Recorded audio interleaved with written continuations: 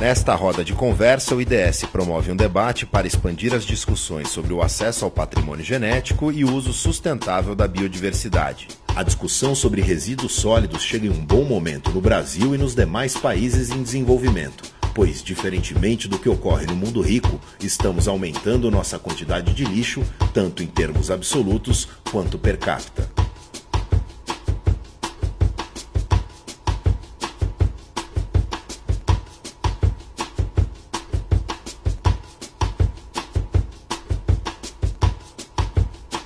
Hoje, para que a gente resolva um grande problema que a sociedade tem, que é a questão do consumo, que é a questão dessa obsolescência programada, né? A pessoa já compra uma coisa pensando em comprar na nova, já compra o iPhone 3, querendo o 4 e o 5, o Galaxy 3, o Galaxy e assim vai. Brasil e Índia e China adotar o modelo econômico e essa modelagem que nos países desenvolvidos, nós vamos precisar de 5 planetas Terra para dar conta do consumo. A proporção de resíduos orgânicos numa sociedade, com relação ao conjunto dos resíduos, diminui conforme aumenta a riqueza dessa sociedade. Então, a África, por exemplo, 2/3 dos resíduos produzidos são orgânicos. A OCDE, 27%. Só que esses 27% de resíduos orgânicos da OCDE dão algumas vezes o total de resíduos orgânicos da África. Diminui a proporção, mas em termos absolutos aumenta. O nosso desafio é como é que a gente transforma a riqueza em prosperidade. Essa dissociação entre riqueza e prosperidade é uma característica fundamental. E, nesse sentido, o caminho não é necessariamente a redução do consumo, mas é a redução, sim, da oferta de muitos bens que são riqueza, mas que não são prosperidade. No Brasil, diferentemente da Europa, que trata a responsabilidade como estendida do fabricante, no Brasil é responsabilidade compartilhada, que diferencia da estendida do produtor, quando a responsabilidade é exclusiva do fabricante e do importador. Na compartilhada, nós delegamos a responsabilidade e começa conosco, consumidores.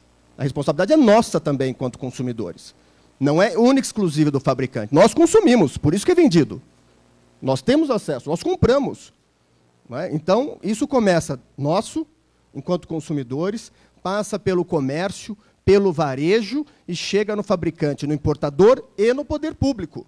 Muitas vezes omisso nessa discussão. E o valor fundamental aí é o seguinte, a empresa que se responsabilizar pelo destino do seu resíduo passará, na fabricação do produto, ter uma relação diferente com a maneira como esse produto é levado ao mercado e, portanto, isso significará que a logística reversa vai resultar em produtos mais saudáveis para o conjunto da sociedade. A responsabilidade compartilhada, ela fala de informação, comunicação, como levar essa informação para o consumidor.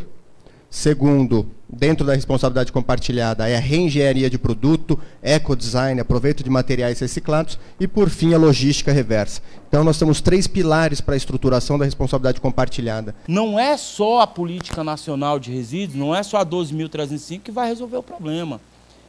E muito menos as empresas. E aí eu estou sendo muito sincero, a minha visão de catador é que a empresa não está pouco se lixando para o problema. Você tem uma grande rede de supermercado do país que ela monta ecoponto, recebe o resíduo da sociedade, disponibiliza para uma cooperativa, mas o seu próprio resíduo ela vende. Ela não disponibiliza o seu próprio resíduo, que é a grande produção de resíduo dessa rede de hipermercado. Um grande shopping em Brasília, que tem como bandeira a sustentabilidade, convidou uma cooperativa há alguns anos atrás para fazer a coleta seletiva. Só que tudo aquilo que ele produzia de papelão, de papel branco e assim por diante, eles prensam e vendem. O diferencial dessa política de resíduos é que ela se comunica com várias normas. É a Política Nacional de Educação Ambiental, a Política Nacional de Mudanças Climáticas. Nós temos a questão da gestão fiscal, instrumentos econômicos. Como é que eu vou estimular essa cadeia? Como é que eu vou valorizar?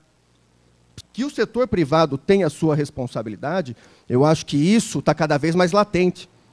Acho que tem inúmeras ações que a gente começa a assistir, começa a ver. Basta ir ao supermercado e ver a quantidade de produtos que hoje estão na linha do refil. Eu não quero embalagem em casa, eu quero produto unicamente. É o caso da bebida. Eu não quero o casco, eu não coleciono o casco, eu não quero PET, né? Eu quero o líquido. Eu não quero bateria, eu quero energia.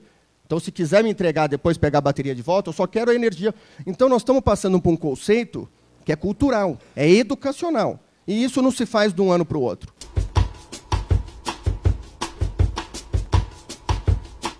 Uma das questões centrais que sempre é levantada é a bitributação.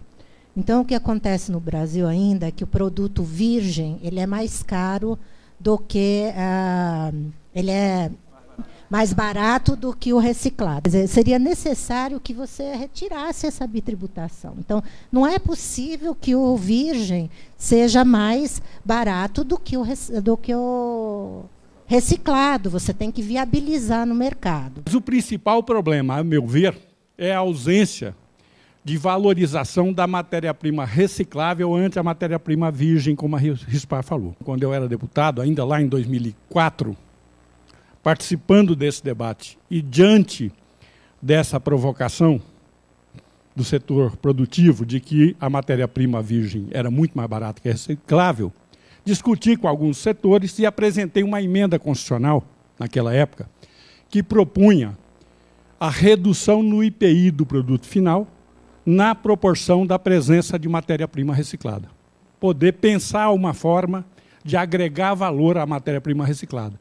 Porque o grande gargalo, ao meu ver, é o baixo preço, na medida que ganha escala, do produto reciclado pelos catadores. As compras verdes são instrumentos também que estão sendo muito utilizados para abrir os mercados, os negócios de reciclagem, só que, assim, muito poucos municípios e o próprio governo federal não conseguiram implementar de uma forma mais efetiva, né?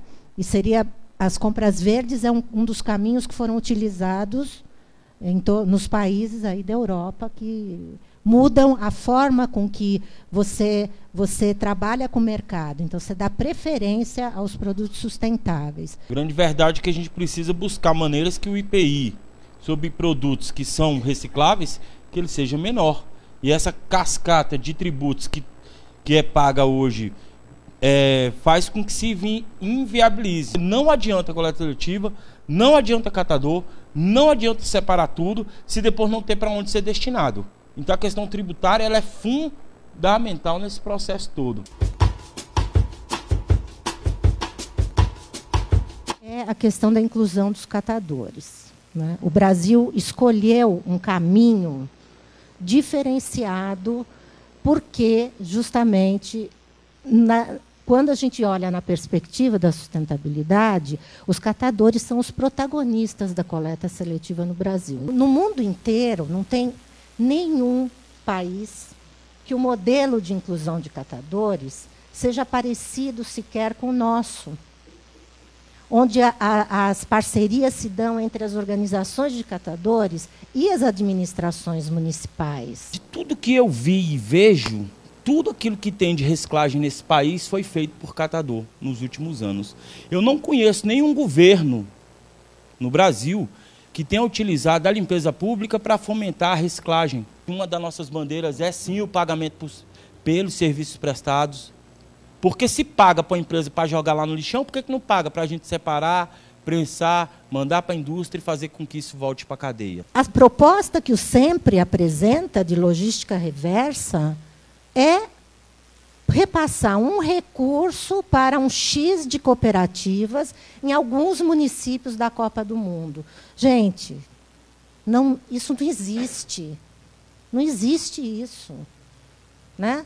Os catadores têm que ser remunerados pelos serviços deles. As prefeituras, que são as responsáveis pelo serviço, elas têm que estar envolvidas no sistema de gestão. Os técnicos têm que ser capacitados, os planos têm que acontecer. Se vocês pegarem o último estudo do IPEA, os índices de material recuperado pela coleta seletiva formal são ínfimos, baixíssimos. A maior parte do material é coletado pelos catadores nas ruas. A cabeça de muitos gestores da limpeza pública está isso. Vamos fazer a inclusão sócio produtivo dos catadores. Vamos dar uma cesta básica e um patinelo. Está resolvido, está todo mundo incluído. Brasília produz 2.500 toneladas de resíduos sólidos domésticos todos os dias e 7.000 toneladas de resíduos da construção civil. Sabe quanto que é gasto com cooperativa e associação pelo poder público, pelo governo do Distrito Federal? 0. Nós somos hoje 4.000 catadores no Distrito Federal em 25 cooperativas e associações, mesmo sem ter apoio de nada, sem receber R$1 do poder público, nós estamos tirando 8.000, vou falar de novo, 8.000 toneladas, não é 8.000 quilos não, são 8.000 toneladas de material reciclável do lixo de Brasília, mas hoje quem paga para os nossos caminhões rodar somos nós. O poder público, com todo o recurso que tem, não consegue apresentar um plano de gerenciamento de resíduos. Sobretudo na Europa, no Japão, a situação dos aterros chegou a um tal ponto de saturação que não tem mais como continuar, mesmo que seja em condições cuja sanidade não ameaça a saúde da população, ou seja, o que nós chamamos aqui de aterros sanitários. E o que é mais interessante que está acontecendo nos países desenvolvidos é que essa meta, que é uma meta ao mesmo tempo de governos e da sociedade civil, cada vez mais é também uma meta estratégica do setor privado. Eu tenho uma visão muito mais da importância do poder público do que das empresas para resolver isso. Como aconteceu fora do Brasil, no caso do Ponto Verde, por exemplo. Então, eu acho assim que a gente depender da boa vontade delas, no Brasil, não vai acontecer nunca, porque não aconteceu em 20 anos. Né? E ainda bem que o governo conseguiu chegar num acordo e trazer a política com tantos avanços, com os planos de resíduos, com tudo isso. Foi um grande avanço, porque se nós continuássemos batendo na mesma tecla de fazer a responsabilização da indústria, tal qual a responsabilidade estendida, até hoje a gente não teria política de resíduos. O grande problema hoje é que, na hora de delegar o serviço para a empresa privada que vai implementar o empreendimento e vai operar, quem que vai responder, quem que vai arcar com a sua cota de responsabilidade? Se uma prefeitura falha, eu tenho que continuar prestando o serviço? Eu estou falando de um consórcio, 10 municípios. Uma prefeitura não cumpre com a sua obrigação no consórcio, o consórcio para. Compromete toda a execução. Então, esse pacto federativo entre municípios, estados e União precisa estar muito bem alinhado. Aterro ainda é bem-vindo. Com um país que está repleto de lixão, tem que implantar aterro. Bem operado, bem fiscalizado, funciona. Nós tínhamos 100 legislações espalhadas, difusas, que não eram que ninguém cumpria. Hoje não, a gente juntou todas as resoluções CONAMA, né, que não tinham, às vezes, respaldo legal, numa lei. Essa lei é articulada com a política de educação ambiental, de saneamento, mudança do clima, enfim, com todas as políticas de recursos hídricos. Nós demos um salto imenso, imenso. E isso, óbvio, não descarta as dificuldades de colocar em prática, porque nós levamos 20 anos para aprovar, e as metas que foram colocadas na política, eu não sei na cabeça de quem que saiu, mas elas são inexequíveis. Dizer que vai acabar com lixão no Brasil até 2014, gente, nós não conseguimos em 20 anos terminar. Às vezes é importante ter uma meta ambiciosa, mas nós temos que saber também que há limitações. Mas, no mínimo, nós teríamos que ter todos os municípios que têm lixões com termos de ajustamento de conduta assinados até 2014. Eu acho que isso é mais realista. Em relação ao consórcio, mas sabe por que os municípios não estão se acertando? Porque toda prefeitura tem um acordozinho com a empresinha terceirizada, que eu não sei quem foi que bancou campanha eleitoral, não sei de quem, e aí não sei por que Celso Daniel morreu. Mais ou menos isso. Por isso que não existe acordo entre as prefeituras para não fazer consórcio. Dá 40% dos resíduos domiciliares. Quer dizer, 40% de tudo que nós consumimos ainda tem no Brasil uma destinação inadequada. A coleta seletiva ela é de resíduos secos e úmidos. A gente separar o nosso resíduo, porque se fala muito em coleta seletiva. Coleta seletiva, coleta seletiva, coleta seletiva. Se fala muito em coleta seletiva e muitas vezes a pessoa fala em coleta seletiva e não sabe o que é coleta seletiva. As pessoas estão num processo, o ser humano está num processo de tanta correria, que hoje ele não tem tempo para mais nada. As pessoas não têm tempo para o filho, vai ter tempo para separar lixo em casa? É a forma de estimular o cidadão. Se eu cobro, na minha opinião, se eu cobro a taxa e o sujeito separa, esse cara é isento, ele não paga nada. O sujeito que mistura seco com úmido, esse paga. É uma forma de estimular. Por que a multa funciona? A multa para velocidade. Não, você sabe, andou para cima da velocidade é multa. Tem radar para tudo quanto é lado. Tem fiscalização. É ostensiva. E essa fiscalização precisa vir para a área de resíduos também. O mais importante em termos de educação é o seguinte, se você perguntar para, nessa sala, que são pessoas interessadas no tema, como é que você faz a separação dos materiais na sua casa, metade das pessoas dessa sala não sabe responder. Por quê? Porque quando a gente vê propaganda de cerveja ou de refrigerante na televisão, tá certo? Não digo que a propaganda deveria consistir nisso, mas deveria haver uma campanha inteligente, não só seja consciente, ensinar de maneira inteligente e criativa o que fazer com os materiais que estão dentro do seu domicílio. Isso não tem, e isso as empresas têm que fazer. Dentro das nossas casas pode ser feito tudo, pena que o André não está aqui. Você pode ter uma composteira, você pode ter um minhocário, mas as pessoas, para serem... Você precisa induzir as pessoas para isso, precisa educar, isso é um processo. Precisa reduzir, porque no aspecto da sustentabilidade não adianta você fazer uma gestão adequada dessas bilhões de toneladas de resíduos domiciliares que são gerados todos os dias nas nossas residências. Então, isso é fundamental, porque isso muda a relação com as empresas, onde os produtos têm que ser redesenhados, volta a questão do descartável, do retornável, desculpa, que nós tínhamos antigamente. Então, retornam os hábitos que nós tínhamos e fomos perdendo em função de uma sociedade de descartabilidade, né, de uma vida útil muito curta dos produtos que a gente descarta rapidamente. Né? Mais de 50% do nosso resíduo, na cidade de São Paulo chega a 55%, é orgânico, que é o desperdício de alimento. E, hoje, no Brasil, menos de 3% do que é orgânico é enviado para compostagem. Eu lá em casa, faz uns 3, 4 anos, tenho lá minha criação de minhocas, minhocário. Gero lá, por mês, algo em torno de 5 quilos, ou talvez mais, de um adubo que é altamente valioso no mercado. Isso não interessa para de alguma forma, trabalhar com um sistema de catadores de resíduos orgânicos que possa ser por condomínio, por quadra, por bairro, possa remunerar muito bem uma pessoa que faça a gestão disso? Isso poderia me dar uma unidade de crédito que eu poderia abater no meu IPTU, por exemplo, de alguma forma, para cada quilo produzido de lixo orgânico? A Prefeitura de Mato Grosso do Sul hoje dá desconto de IPTU para quem faz coleta de água de chuva.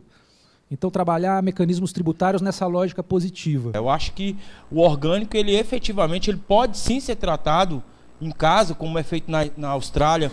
A pessoa lá que tem um minhocário, que não produz resíduo orgânico, ele tem sim abatimento nos seus impostos lá. Eu acho que é uma coisa extremamente efetiva. A experiência internacional mostra que os países que conseguiram reduzir a produção de resíduos domiciliares e ampliar o nível de reciclagem e, mais ainda, melhorar a fabricação dos produtos de maneira a que menos resíduos vão para o mercado, essas 3 coisas são muito importantes, são países que adotaram uma política que na literatura internacional se chama responsabilidade estendida do produtor. A responsabilidade das empresas se refere também aos resíduos decorrentes do consumo, ou seja, a uma responsabilidade pós-consumo. A cidade de São Francisco, nos Estados Unidos, está mostrando que é possível fazer. Ele vem reduzindo drasticamente a produção de resíduos com taxa, né? Ou seja, ou tarifa, que a gente pode aí até discutir, cobrar pela produção, né, ou por aquilo que você descarta, que é um mecanismo altamente produtivo. A cidade de São Paulo, quando nós implantamos a taxa, que foi de uma forma totalmente atabalhoada, na época eu era diretora de controle ambiental na Secretaria do Meio Ambiente de São Paulo, reduziu drasticamente a quantidade de resíduos. O exemplo da água nos Estados Unidos, eu sempre trago como exemplo. Está lá na garrafinha de água, a garrafinha, eu sempre levo nas minhas palestras a garrafinha e pergunto, quanto custa isso aqui? E aí o sujeito já levanta, 1,5, 1,10, 1,30. Falei, isso aqui não é a água, a embalagem. Ah, a embalagem eu não sei. Nos Estados Unidos custa 0,5 centavos. Você paga por ela. E se você quiser ir lá devolver, você é reembolsado por isso. Nessa linha das metas lá de Nova York, decidiu reduzir o orgânico. Então, o que eles fizeram? Cada cidadão recebeu um triturador de resíduo orgânico para, no seu quintal, fazer essa trituração e fazer a sua composteira.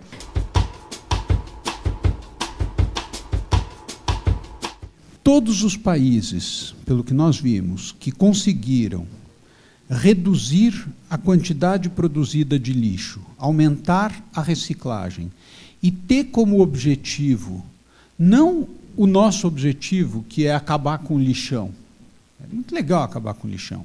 Só que os países que estão reduzindo o resíduo, o objetivo deles não é acabar com o lixão, é acabar com aterros. É reduzir ao mínimo que você manda para aterros. Nós geramos resíduos. Resíduos secos, resíduos úmidos e rejeitos. E até o rejeito é passível de aproveitamento energético.